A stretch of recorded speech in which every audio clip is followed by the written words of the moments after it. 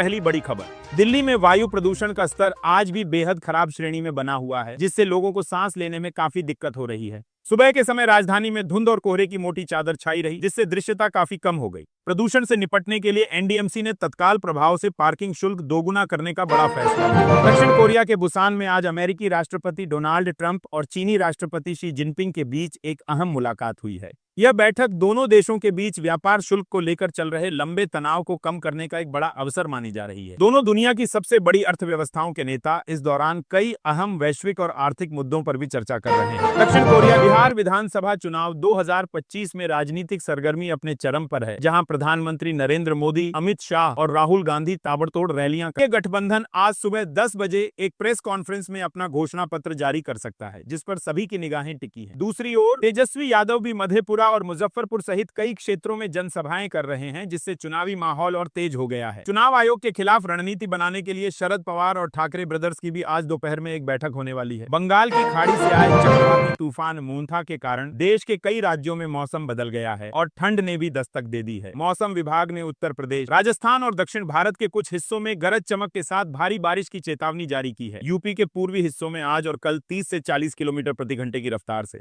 हवाएं चलने की भी संभावना है, जबकि दिल्ली एनसीआर में भी कंपाने वाली ठंड बढ़ सकती है। प्रहार जनशक्ति पार्टी के प्रमुख बच्चू कडू और उनके समर्थकों ने पूर्ण कृषि ऋण माफी की मांग को लेकर आज नागपुर हाईवे को जाम कर दिया है। किसान नेता और उनके समर्थक बड़े पैमाने पर सड़कों पर उतरकर आंदोलन कर रहे हैं। उनका कहना है कि कृषि ऋण पूरी तरह से माफ किया जाना चाहिए ताकि किसानों को राहत मिल सके। इस प्रदर्शन के चलते नागपुर हाईवे पर आवाजाही बुरी तरह प्रभावित हुई है और पुलिस व्यवस्था बनाए रखने की कोशिश कर रही है। आज शेयर बाजार में गिरावट का रुख बना हुआ है। सेंसेक्स और निफ्टी दोनों ही सूचकांक लाल निशान पर कारोबार कर रहे हैं। निफ्टी मिड और स्मॉल कैप इंडेक्स में 1% से ज्यादा की गिरावट देखी जा रही है। ग्लोबल संकेतों के बीच मिड स्मॉल फाइनेंशियल सर्विसेज और ऑयल एंड गैस जैसे चुनिंदा सेक्टरों को छोड़कर बाकी सभी इंडेक्स दबाव में। गुजरात के एकता नगर में अब से हर साल 31 अक्टूबर को सरदार वल्लभ भाई पटेल की जयंती पर भव्य परेड आयोजित की जाएगी। केंद्रीय गृह मंत्री अमित शाह ने आज पटना में इसकी घोषणा की है। उन्होंने कहा कि यह फैसला सरदार पटेल को श्रद्धांजलि देने और राष्ट्रीय एकता को बढ़ावा देने के लिए लिया गया है। यह भव्य परेड देश की एकता और अखंडता का प्रतीक होगी। गोपाष्टमी और आंवला नवमी जैसे महत्वपूर्ण व्रत त्योहारों के साथ कल का दिन ज्योतिषीय और धार्मिक रूप से खास था। कल कार्तिक शुक्ल अष्टमी तिथि थी और शुभ मुहूर्त में पूजा पाठ और धार्मिक कार्य करने से विशेष फल की प्राप्ति हो सकती है। आज अभिजीत मुहूर्त 11:42 से 12:26 तक था,